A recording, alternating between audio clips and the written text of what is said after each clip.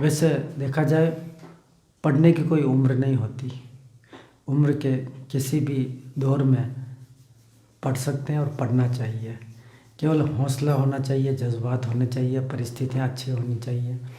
बस यही संदेश इस कविता में देते हुए वाणी कविराज कहना चाहते हैं। पकड़ पटेल जी कविता का शीर्षक है। हमारे YouTube चैनल को सब्सक्राइब करें और बेल आइकन को दबाएं ताकि आपको नोटिफिकेशंस मिलते रहें। पाटी पकड़ पटेल जी नो बेट्यारा बाप, बाण्या लूट्या आपने पाछा करो हिसाब। पाछा करो हिसाब लो पई पैरो लेखो, कितरा दिया उतार जोड़ बाकी कर देखो। के वाणी कविराज बाण्यारी उन्दी पाटी, हिदी कर दो आज पकड़ो पटेला पाटी। वाणी कविराज ये पटेल जी को कहना चाहते हैं, पटेल जी से भी निवेदन करना चाहते हैं। देखिए, आप पढ़ना लिखना नहीं सीखे हैं, ये अच्छी बात नहीं है। अब ज़माना बदल गया है और तेज़ी से बदलता जा रहा है। न जाने आने वाला समय आपके लिए और कैसा होगा।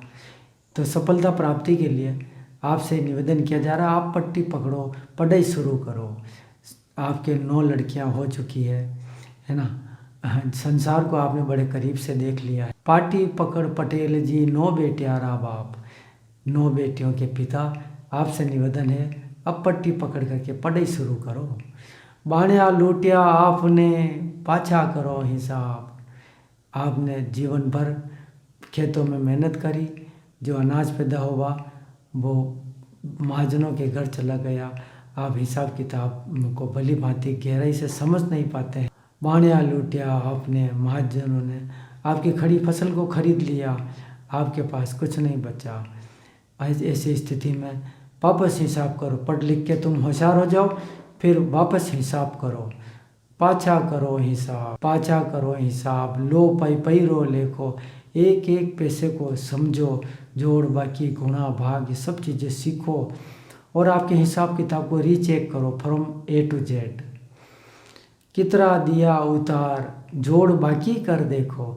अब तुम जोड़ भी सीख गए, बाकी भी सीख गए, गुणा भाग सीख गए, तब तुम्हारा कर्तव्य बनता है कि जो बाण्य का हिसाब है उसका जोड़ बाकी शुरू से मैथमेटिकल कैलकुलेशन आप अच्छी करें, सावधानी से करें, उसको रीचेक करें। कितना दिया उतार, समय समय में कितने पैसे दिए हैं और कितना वापस ब्याज चढ़ गया है, आप वहीं के वहीं हैं। कितना दिया उतार जोड़ बाकी कर देखो। कहीं पर कोई त्रुटि है तो उसे तुरंत सुधारें, तभी आपको विश्वास होगा कि हमारी पढ़ाई सार्थक हुई।